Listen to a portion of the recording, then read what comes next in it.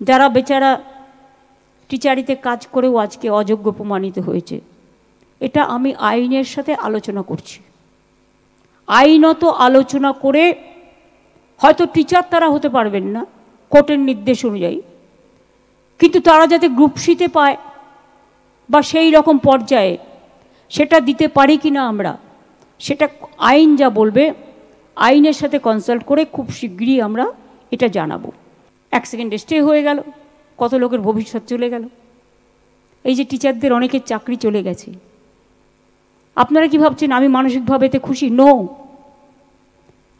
যারা চাকরি করত, যাদের আনটেন্টেড, তাই তো তো তাদের জন্য অলরেডি আমরা প্রসেস শুরু করে দিয়েছি এবং তাদের বয়স কনসিডার করা হয়েছে। যেহেতু তারা 10 বছর 12 বছর কেউ চাকরি করেছে, তাদের 10% এক্সট্রা এক্সপিরিয়েন্সের জন্য রাখা হয়েছে।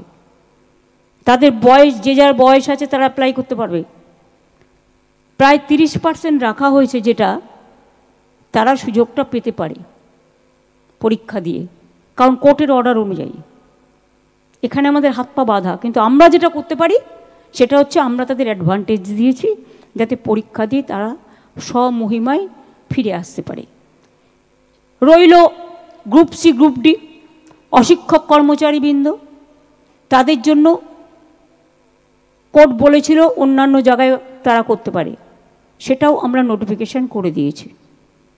এই টিচার্স প্রক্রিয়াটা শেষ হয়ে যাবে আর 2-3 মাসের মধ্যে, এবং এটা হয়ে গেলেই গ্রুপ সিডির পরীক্ষাটা হবে।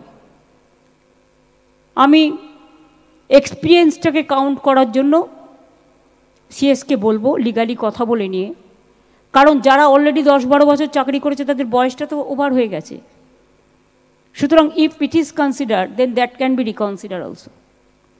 আর রইলেও পড়ে আমার হাতে আরও কিছু, যারা বেচারা টিচারিতে কাজ করেও আজকে অযোগ্য প্রমাণিত হয়েছে, এটা আমি আইনের সাথে আলোচনা করছি।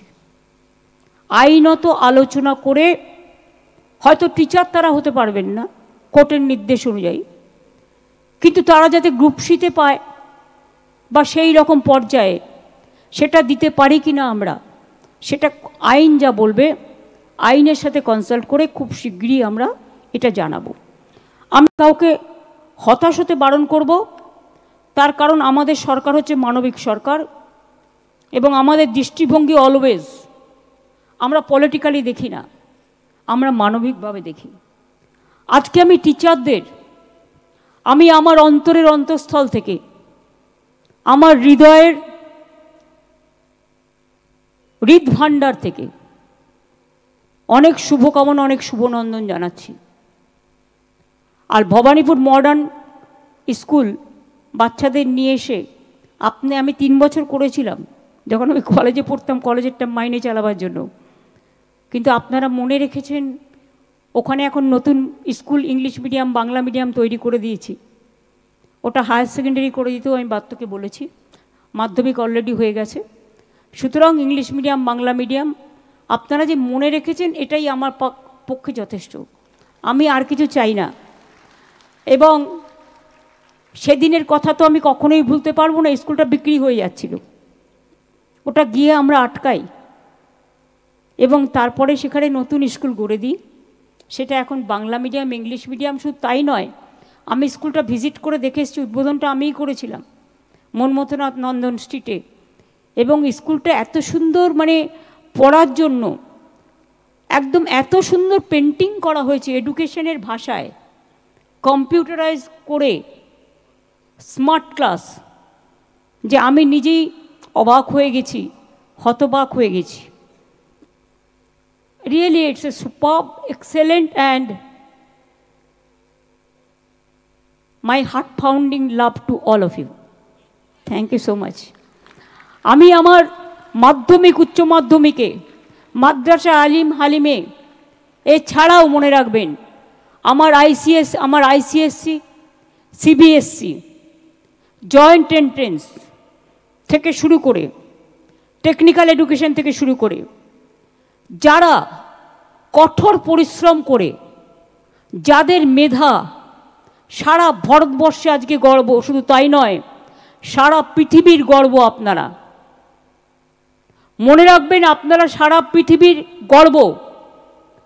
বাংলার মাটিতে যে ছেলেমেয়েরা শিক্ষা গ্রহণ করে তারা the world best, best of the best in the world.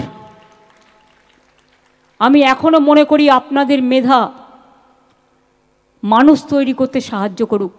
শিক্ষকরা, শিক্ষিকারা আমাদের শিক্ষা দেন।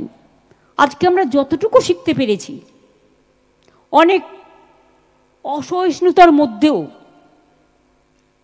সবটাই শিক্ষক শিক্ষিকার অবদান, বাবা মায়ের সাথে সাথে। আমি আমার একটা ছোট্ট ভাইজিকে জিজ্ঞেস করেছিলাম, ও প্রায় 7টা না 8টা এমএসসি ও কেমিস্ট্রিতে ফার্স্ট ক্লাস ফার্স্ট ছিল প্রেসিডেন্সিতে। তারপরে খড়গপুরে আইআইটিতে করেছে, তারপরে জার্নালিজম করেছে চেন্নাই, তারপরে শিকাগো চলে গেছে, ওখানকার ইউনিভার্সিটি থেকেও ইংরেজিতে করেছে, সায়েন্স থেকে চলে এসেছে ইংরেজিতে, তারপর ডেটা সায়েন্স নিয়ে ওখানে আছে। আমি ওকে একদিন জিজ্ঞেস করেছিলাম, নবনালন্দা স্কুলে পড়তো, যে তুই যে যাচ্ছিস তোর ভয় লাগছে না, তোর এখানে কেমন আছিস? আমাকে উত্তর দিয়েছিল একটাই, আমাদের টিচাররা আমাদের দারুণভাবে তৈরি করেছেন। আমি সেই কথাটা অলওয়েজ মনে রাখি। আপনারা আমাদের সমাজের গর্ব, আপনারা মেধা তৈরি করেন। মনে রাখবেন, শুধু এডুকেশনাল কোয়ালিফিকেশন থাকলেই সব কিছু হয় না। মেধা যদি সমাজ না গড়ে, মেধা যদি মানুষ তৈরি না করে, মেধার সাথে মেধা প্লাস মানবিকতা, এই দুটো যোগ করুন, তাহলে দেখবেন স্বামী বিবেকানন্দের চিন্তাধারায় উন্নততর মানুষ তৈরি করার যে প্রচেষ্টা, সেই প্রচেষ্টায় আপনারা সবার আগে এগিয়ে যাবেন। আমি জানি অনেকে ইংলিশ মিডিয়াম থেকে এসছেন, তারা হয়তো আমার বাংলা ভাষা বুঝতেও পাচ্ছেন না। আমি তাদের বলবো, সব ভাষা শিখুন। উচ্চশিক্ষার জন্য অফকোর্স ইন্টারন্যাশনাল ল্যাঙ্গুয়েজ হিসেবে ইংরেজি আপনাদের শিখতে হবে। যার যা মাতৃভাষা শিখুন, আমার কোনো আপত্তি নেই, কিন্তু দয়া করে নিজের অস্মিতাকে ভুলে যাবেন না, নিজের মাকে ভুলে যাবেন না, নিজের মাদারকে ভুলে যাবেন না, নিজের আম্মাকে ভুলে যাবেন না। রামকৃষ্ণ পরমহংসদেব বলেছিলেন, ওরে তফাৎ তো এইটুকুই, মানুষ তো সবই এক, কেউ মাকে বলে মা, কেউ বলে আম্মা, আর কেউ বলে মাদার, তফাৎ তো এইটুকুই। ওরে জল তো জলই হয়, জলকে কেউ বলে জল, কেউ বলে পানি, কেউ বলে ওয়াটার, তফাৎ তো এইটুকুই। মানুষের, এক মানুষের সাথে আর একটা মানুষের রক্তের কখনো পার্থক্য হয় না। মনে রাখবেন, যখন কোনো রক্তদান শিবির হয়, সব কমিউনিটি, সব কাস্ট, সব কিড রক্ত দেয়, তখন কিন্তু তাদের নাম লেখা থাকে, গ্রুপ লেখা থাকে, কিন্তু ব্লাড ব্যাঙ্কে যখন রক্তটা চলে যায়, সব রক্ত মিশে যায়, ব্লাড ব্যাঙ্কে এক জায়গায় গিয়ে জমায়েত হয়।